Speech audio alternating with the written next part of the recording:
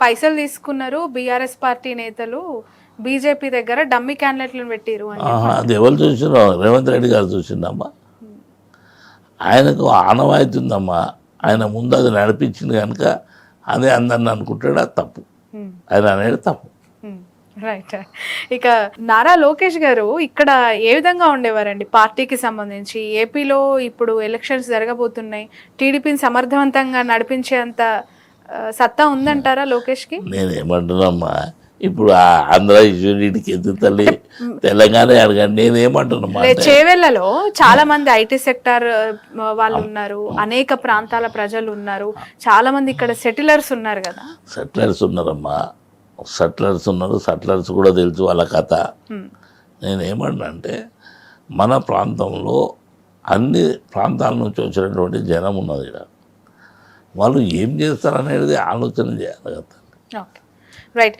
మీరు చాలా దగ్గరగా పనిచేశారు చంద్రబాబు నాయుడు గారికి, కేసీఆర్ గారికి, ఇప్పుడు కలిసి పనిచేస్తున్నారు కేసీఆర్ గారితో.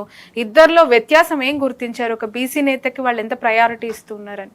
బీసీ నేతకు ప్రయారిటీ ఇస్తుండ్రు కనుకనే కదమ్మా ఇది. వ్యత్యాసం వ్యత్యాసం అంటే ఇప్పుడు నువ్వు ఇద్దరు రెడ్డిల మధ్య ఒక బీసీ అంటున్నావు. నేను చంద్రబాబు గారు కేసీఆర్ గారి మధ్య వ్యత్యాసం అడుగుతున్నాను. వాళ్ళ దగ్గర వ్యత్యాసం ఏందమ్మా? కలిసి మీరు పనిచేశారు కదా, ఎలా అనిపిస్తుంది వర్కింగ్ కానీ, వాళ్ళ మైండ్ సెట్స్ కానీ, లీడర్కి ఇచ్చే ఇంపార్టెన్స్ కానీ మీ మాటల్లో? లీడర్కి ఇచ్చే ఇంపార్టెంట్ వాళ్ళు ఇవ్వరమ్మా, మేము తీసుకుంటాము. ఏ వ్యక్తికి ఆ వ్యక్తికి కాసాని జ్ఞానేశ్వర్ సొంత ఎజెండా ఉంటుంది, వాళ్ళు చెప్పినంత మాత్రాన కాదు కదా. చేవెళ్ళ ప్రజలు ఎందుకు కాసాని జ్ఞానేశ్వర్ గారికి ఓటు వేయాలి అంటే మీరు ఇచ్చే సమాధానం ఏంటి ప్రజలకి?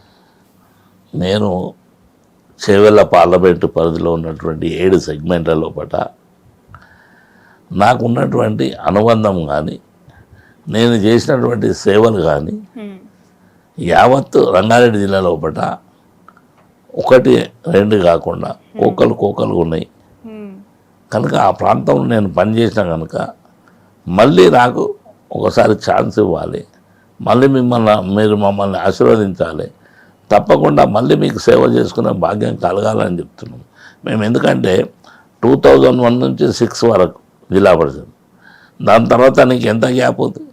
ఆయన జ్ఞానేశ్వరం ఎందుకు గప్తి పెట్టుకుంటున్నారు అనేదే కావాలి. అందుగురించి మంచి పని చేసే వ్యక్తులను ఎవరు మరవరమ్మా. Right. Thank you so much అండి కాసాని గారు. Wish all the best. Nomination అయిపోతూ ఉన్నారు, ప్రజలందరి ఆశీర్వాదం తప్పకుండా మీ అందరిది కూడా ఆశీర్వాదం ఉండాలమ్మా. మేము చాలా చిన్నవాళ్ళం, మా ఆశీర్వాదం మీడియా ఆశీర్వాదం తల్లి అంటే. సో ప్రజల ఆశీర్వాదం, మీడియా ఆశీర్వాదం తప్పకుండా. అందుగురించి అది కూడా మంచి గురించి, చెడు గురించి కాదు. ఇది ఒక మంచిపై చేస్తున్న యుద్ధం అంటారు మీరు. అవును, 100%. Thank you so much for your valuable time అండి. ఇది కాసాని జ్ఞానేశ్వర్ గారు, చేవెళ్ళ బీఆర్ఎస్ పార్లమెంట్ అభ్యర్థి. చాలా సుదీర్ఘమైన రాజకీయ అనుభవం ఆయన సొంతం. బీసీలకి సంబంధించి ఒక లీడర్గా ఎన్నో పోరాటాలు చేసిన వ్యక్తి ఈసారి ఎంపీగా తన అదృష్టాన్ని పరీక్షించుకోబోతున్నారు. చూద్దాం చేవెళ్ళ ప్రజల తీర్పు ఎటువైపు ఉండబోతోందో.